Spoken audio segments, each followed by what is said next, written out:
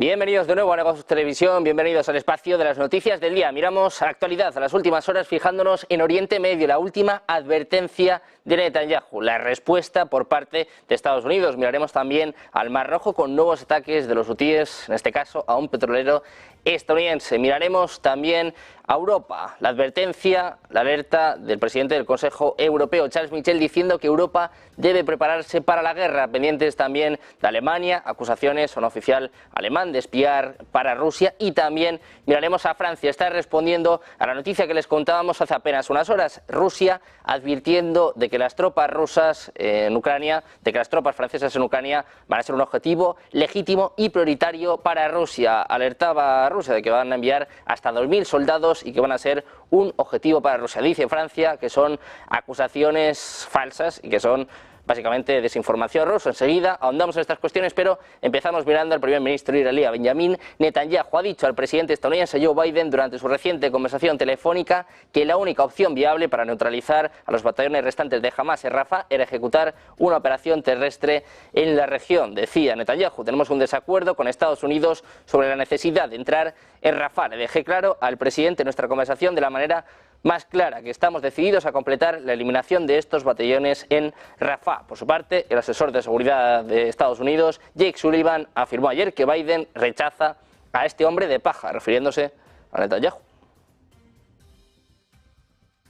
Miramos de nuevo a Estados Unidos, y es que es probable que funcionarios estadounidenses e israelíes se reúnan a principios de la próxima semana en Washington para discutir la operación militar de Israel en Rafah. Es lo que dice este martes la portavoz de la Casa Blanca, Karine Jean-Pierre, citando profundas preocupaciones sobre los informes de una hambruna inminente en Gaza. Jean-Pierre dijo que el presidente Biden había pedido a Netanyahu que enviara un equipo de alto nivel de funcionarios militares, de inteligencia y humanitarios a Washington para reunirse en los próximos días y mantener discusiones exhaustivas. Los detalles aún se estaban trabajando, pero la reunión probablemente se llevaría a cabo a principios de la próxima semana. Agregaba que la Casa Blanca ha instado a Israel a hacer más para permitir que la ayuda humanitaria fluya hacia Gaza, que según un informe de las Naciones Unidas de este lunes se enfrentaba a una posible hambruna.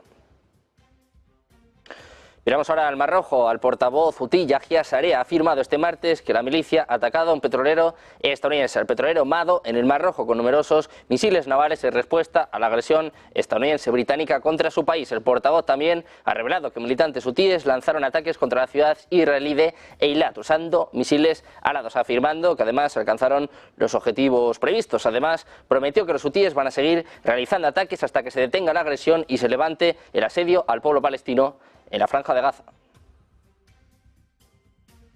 Miramos ahora a Corea del Norte. El líder norcoreano Kim Jong-un ha supervisado ejercicios de disparo de unidades de artillería en la región occidental con lanzadores múltiples de cohetes súper grandes recientemente equipados, según decía este martes el medio estatal KCNA. Los ejercicios se produjeron un día después de que Corea del Sur y Japón informaran del lanzamiento por parte de Corea del Norte de varios misiles balísticos de corto alcance al mar, su primera prueba de misiles de este tipo en aproximadamente 2 años. Kim dirigió los ejercicios este lunes, que tenían como objetivo probar las capacidades de guerras reales de los lanzadores múltiples de cohetes de 600 milímetros y mejorar la moral del combate y la postura de preparación de los operadores, según decía la agencia KCNA. Hablamos ahora del gobierno taiwanés. Ha cargado duramente contra el presidente ruso Vladimir Putin después de asegurar que la isla era una parte inalienable de la República Popular de China, unas declaraciones que Taipei considera ridículas, en especial, dice, por la pérdida de credibilidad del mandatario ruso en la comunidad internacional. En una rueda de prensa posterior a las elecciones presidenciales de Rusia, decía Putin que criticaba los intentos de algunos países hostiles por socavar el desarrollo de China, entre los que citaba las provocaciones cerca de Taiwán. En un comunicado, el Ministerio de Asuntos Exteriores taiwanés refuta solemnemente estas afirmaciones, reiterando que la República China, el nombre oficial de Taiwán, y la República Popular de China no están subordinadas entre sí y que el régimen comunista chino nunca ha gobernado en Taiwán. Hablamos ahora de Alemania, del canciller alemán Olaf Scholz. Ha desestimado este lunes este martes, las críticas que recibe por no enviar suficiente armamento a Ucrania. En Europa, Berlín ha sido el mayor defensor del país, es lo que subrayaba Scholz en su intervención en la Conferencia Europa 2024, añadiendo que hasta ahora se han enviado a Kiev ayudas por un valor de 28.000 millones de euros. Decía Scholz, Rusia tiene que entender que apoyaremos a Ucrania durante el tiempo que sea necesario. Cuando se le preguntó si había estado en contacto con Vladimir Putin, Scholz reveló que la última vez que hablaron fue hace más de un año y mencionó que volvería a conversar con el presidente ruso en el momento adecuado. Seguimos mirando a Alemania, les hablamos ahora del fiscal general alemán que ha presentado este martes cargos contra el oficial de las Fuerzas Armadas alemanas Thomas H.H. por haber cooperado para transmitir información clave a la embajada y al consulado ruso en mayo de 2023. Según el comunicado, es suficientemente sospechoso de haber trabajado para un servicio secreto extranjero. En este contexto también se le acusa de violar el secreto oficial. La autoridad señaló que mientras trabajaba en una oficina federal relacionada con equipos, información y tecnología, el militar se comunicó voluntariamente en el Consulado General de Rusia en Bonn y la Embajada de Rusia en Berlín en varias ocasiones. En una ocasión, decía, transmitió información que había obtenido en el marco de su actividad profesional a un servicio de inteligencia ruso para su transmisión. El tribunal ahora debe decidir si se llevará a cabo un juicio para el propio H, que fue arrestado el 9 de agosto de 2023 y se encuentra bajo custodia desde entonces. Miramos ahora a Europa, las declaraciones de Charles Michel. Dice que Europa debe pasar a una economía de guerra y reforzar significativamente sus capacidades de defensa frente a la agresión rusa. Es lo que apuntaba el presidente del Consejo Europeo. Decía, si queremos la paz, debemos prepararnos para la guerra. Es lo que apuntaba el propio Charles Michel en un artículo de opinión publicado en varios periódicos, implorando a los líderes europeos que ya no den por sentado el apoyo de Estados Unidos. Afirmaba Michel, Rusia es una grave amenaza para nuestro continente europeo y la seguridad global. Si no logramos una respuesta correcta de la Unión Europea y no damos a Ucrania suficiente apoyo para detener a Rusia, seremos los siguientes. Por lo tanto, decía, debemos estar preparados para la defensa y pasar a un modelo de economía de guerra. Seguimos mirando a Europa, hablamos ahora del alto representante de política exterior de la Unión Europea. Josep Borrell ha dicho este martes que va a presentar una propuesta sobre el uso de los activos rusos congelados por la Unión Europea después de que comenzara el conflicto entre Rusia y Ucrania. La propuesta asignaría el 90% de los fondos de los activos congelados al Fondo Europeo de Paz, que luego se utilizaría para comprar armas para Ucrania. El 10% restante se destinaría a apoyar las capacidades de la industria de defensa de la Unión Europea. Hablamos ahora de Italia, hablamos de Meloni, que se posiciona. En concreto, la primera ministra italiana ha expresado este martes su oposición al comentario anterior del presidente francés Emmanuel Macron, que sugería un posible despliegue de tropas en Ucrania. Subrayaba que esta medida corre el peligro de una escalada inaceptable con Rusia. La primera ministra también ha expresado la desaprobación de Italia de la operación militar terrestre iraní en la ciudad de Rafah, en el extremo sur de la Franja de Gaza. Hoy temprano, el director de los servicios de inteligencia exterior de Rusia, Sergei Naryshkin, revelaba, citando información confidencial, que Francia está en el proceso de preparar una unidad militar de 2.000 soldados, de 2.000 hombres, para ser enviada a Ucrania. Italia se posiciona, advierte contra una intervención directa en Ucrania. Veremos ahora, el secretario de Defensa estadounidense, Lloyd Austin, ha prometido este martes que su país no va a permitir que Ucrania fracase en su defensa de la operación militar especial de Rusia. Decía, esta coalición no permitirá que Ucrania fracase y el mundo libre no va a permitir que Ucrania fracase. Decía esto precisamente en la víspera de la reunión del Grupo de Contacto de Defensa de Ucrania, la primera que se realiza en persona. Austin ha enfatizado en que la ayuda de Estados Unidos y sus aliados a Ucrania ha generado un coste de 211.000 millones de dólares en Rusia. Escuchamos al propio Austin. Dice que el mundo estará menos seguro si Putin se sale con la suya. We will all be less secure if Putin gets his way.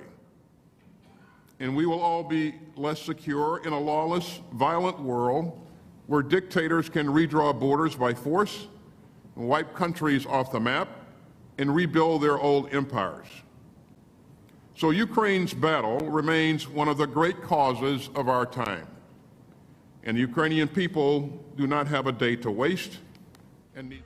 Miramos ahora una de las noticias del día. El director del Servicio de Inteligencia Exterior de Rusia, Sergei Naryshkin, ha revelado este martes que Francia se está preparando actualmente para desplegar un contingente militar de 2.000 soldados en Ucrania. La parte rusa tiene información de que Francia ya está preparando un contingente militar que será enviado a Ucrania en la etapa inicial de unas 2.000 personas. Es lo que afirmaba el propio Sergei Naryshkin. Decía literalmente, a los actuales dirigentes del país no les importa la muerte de los franceses comunes y las preocupaciones de los generales. Según los datos recibidos por el Servicio de Inteligencia Exterior de Rusia, ya se está preparando un contingente para ser enviado a Ucrania, que la etapa inicial será de unas 2.000 personas. Según el director del Servicio servicio de inteligencia exterior ruso, el ejército francés teme que una unidad tan importante no pueda ser trasladada silenciosamente a Ucrania y estacionada allí. Por lo tanto, dice, se convertirá en un objetivo legítimo, prioritario para los ataques de las Fuerzas Armadas rusas. Esto significa que sufrirá la misma muerte que todos los franceses que alguna vez han llegado al territorio del mundo ruso con una espada. Hay respuesta ya por parte de Francia. Ha dicho este martes que las recientes declaraciones hechas por Sergei Naryshkin, estas declaraciones que les comentábamos en torno a que Francia va a enviar a 2000 soldados a Ucrania, que serían un objetivo legítimo y prioritario para Rusia. Francia dice que es mentira, dice básicamente que cualquier ejército francés enviado a Ucrania serían un objetivo prioritario para Rusia, y dice Francia que es una provocación irresponsable. Dice literalmente un funcionario del Ministerio de las Fuerzas Armadas francesas que consideran que este tipo de provocaciones son irresponsables. Añade que las declaraciones serán un ejemplo más de la desinformación rusa. Hoy ha habido una alerta por parte de Rusia apuntando a 2000 soldados franceses en Ucrania, en lo que sería la etapa inicial del despliegue de tropas francesas en Ucrania. Francia dice que son provocaciones irresponsables y desinformación por parte de Rusia. Hablamos ahora del Ministerio de Asuntos Exteriores ruso. Ha anunciado este martes que había presentado una gestión formal ante el ministro consejero de la Embajada Británica en Moscú, citando preocupaciones sobre lo que percibe como una interferencia inaceptable en su proceso de elección presidencial. Según un comunicado del Ministerio, acusado, en este caso, a la misión diplomática británica de difundir propaganda en una campaña diseñada para perturbar el proceso electoral en los territorios recién incorporados a Rusia. El Ministerio afirmó además que este comportamiento por parte de la misión diplomática británica constituye una grave violación de las normas diplomáticas descritas en la Convención de Viena sobre las relaciones diplomáticas. Además, señalaron la absoluta inadmisibilidad de tales actividades que consideran una injerencia en los asuntos internos de Rusia y un intento hostil de ejercer presión sobre el sistema electoral independiente de su país para influir en los resultados de las elecciones. Hablando de las elecciones, precisamente nos fijamos en el presidente ruso, en Vladimir Putin, que va a visitar China en el mes de mayo, según informa en exclusiva la agencia Reuters. Dice que se va a reunir con el presidente chino Xi Jinping. La visita será la primera en el nuevo mandato de Putin, que comenzará oficialmente en mayo. Putin dijo en su discurso de victoria este domingo pasado que Moscú y Beijing comparten una perspectiva global similar y que van a desarrollar mayores vínculos en los próximos años. Precisamente el presidente ruso Vladimir Putin, reelegido este domingo para su quinto mandato con más del 87% de los votos, ha asegurado hoy que las recientes informaciones de embajadas occidentales sobre posibles atentados en Rusia pretendían desestabilizar al país. Decía Putin: permítanme recordarles las recientes declaraciones francamente provocadoras de varias estructuras oficiales occidentales sobre la opción de ataques terroristas en Rusia. Todo esto parece un abierto chantaje absoluto y un intento de intimidar y desestabilizar nuestra sociedad, es lo que decía Putin en una reunión con la plana mayor del Servicio Federal de Seguridad. Una semana antes de las elecciones, varias embajadas occidentales alertaban sobre posibles ataques terroristas en territorio ruso. La primera que lo hizo fue la representación de Estados Unidos, que hace 2 años también advirtió a sus nacionales sobre un inminente inicio de la guerra en Ucrania pocos días antes de que esta comenzara. Según un mensaje en la página web de la Embajada de Estados Unidos, grupos extremistas tenían planes inminentes para atacar grandes aglomeraciones de personas en suelo ruso durante los próximos días. El ejército ruso ha capturado hoy el asentamiento de Orlivka en la provincia de Donetsk, donde se trasladó el centro de combate de Ucrania tras el final de la batalla de Avdiivka, es lo que decía este martes el Ministerio de Defensa del país. Según el comunicado del departamento, la hazaña mejoró la situación en el frente. Además, el ministerio dijo que el ejército ruso destruyó 143 drones ucranianos y 38 sistemas de lanzamiento múltiple de cohetes de diferentes tipos, incluidos sistemas de cohetes de artillería de alta movilidad. El gobierno de Moldavia ha anunciado hoy la expulsión de uno de los empleados de la embajada de Rusia en Chisinau y ha criticado la apertura de colegios electorales en Transnistria durante las elecciones presidenciales rusas que tuvieron lugar el pasado fin de semana. El ministro de Exteriores moldavo ha señalado en un comunicado que en su cuenta de Telegram que el embajador ruso en el país, Oleg Barnesov, ha sido convocado para expresar una protesta en relación con la organización de elecciones en Transnistria en contra de la postura de las autoridades moldavas.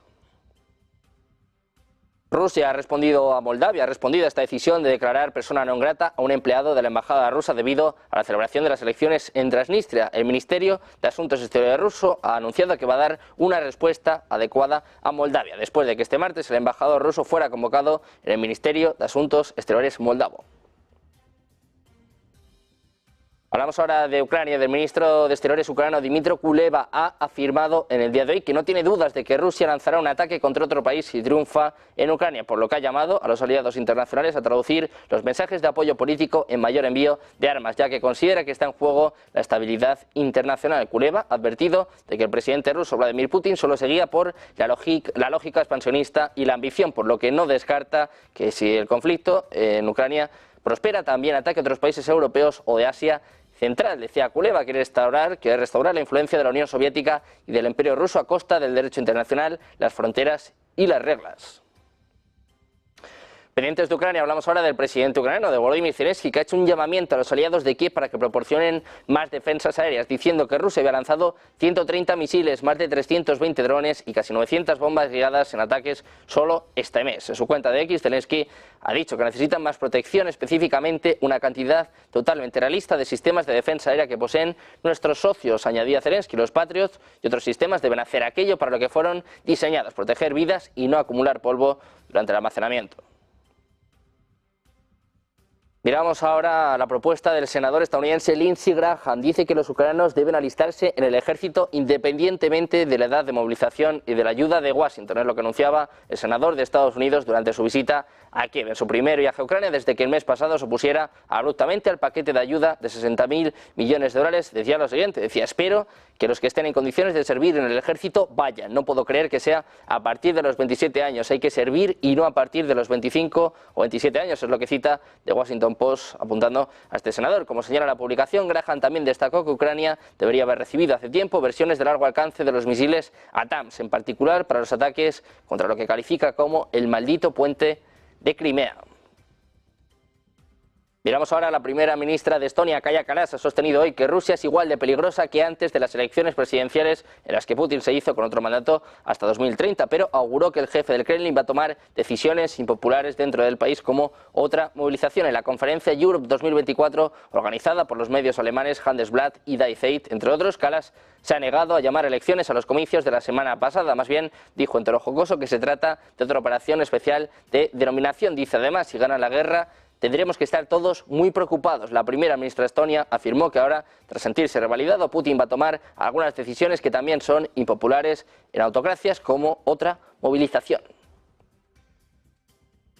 Miramos ahora el aviso de Polonia. El jefe de las Fuerzas Armadas polacas, el general Wiesław Kukula, ha alertado este martes de que el gobierno de Rusia se está preparando para una guerra con los países de la OTAN. Ha recalcado la importancia de garantizar la seguridad y la capacidad de respuesta ante los desafíos de cara al futuro. Durante un discurso en el marco del 25º aniversario del acceso del país a la OTAN, ha señalado que existen claros indicios de que Rusia está tomando medidas a este respecto, por lo que ha recordado que la OTAN es precisamente una estructura creada para la defensa. En este sentido, ha asegurado que Polonia va a responder a la amenaza transformando su ejército para desarrollar una mayor resiliencia en el seno de la sociedad. Decía, no solo queremos lograr una mejora radical a la hora de defendernos, sino mantener la preparación política y la perspectiva que nos otorgan años de presión. Por último, decía que el fundamento de su estrategia de contención sostiene la base de las capacidades reales de las fuerzas polacas. Según informaciones que recoge la agencia polaca de noticias, Polonia está acusando a Rusia de prepararse ya para una guerra con la OTAN.